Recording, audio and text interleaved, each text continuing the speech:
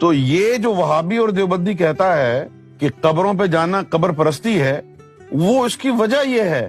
کہ اس کو روحانی اور باطنی علم نہیں ہے۔ اگر اس کو علم ہوتا کہ قبروں کے اندر صرف میت نہیں ہوتی، اندر کی روحیں جو منور ہو گئی ہیں وہ ولی اور مومن بن کے بیٹھی ہوئی ہیں نا۔ جس طرح تم حضور صلی اللہ علیہ وسلم کی حیات میں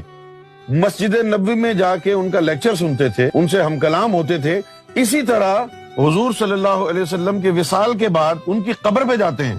تو وہاں پر بھی حضور کی کچھ چیزیں موجود ہیں۔ جو لوگ یہ کہتے ہیں کہ حضور حاضر اور ناظر نہیں ہے، وہ جھوٹ بولتے ہیں نا، لیکن سنیوں کے پاس اس کا علم نہیں ہے،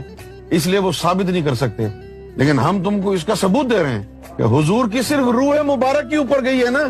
باقی لطائف تو مسجد نبوی کے اندر ہی موجود ہیں، تو حاضر ہوئے کہ نہیں ہوئے؟ تو جس کا بھی حضور تو حضور ہیں، آپ تو پوری کائنات کے مالک ہیں، پوری کائنات کے شہنشاہ ہیں،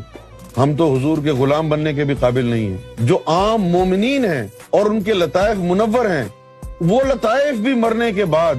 اس مومن کی قبر میں رہتے ہیں قیامت تک۔ قیامت کے بعد وہ لطائف ان سے لے لیے جاتے ہیں، لیکن جن کو دیدار الہی ہو چکا ہوتا ہے ان لوگوں کے لیے اللہ تعالیٰ یہ لطائف جب ان کو جنت میں بھیجے گا تو یہ لطائف ان کے جسموں میں داخل کر کے جنت میں بھیجے گا۔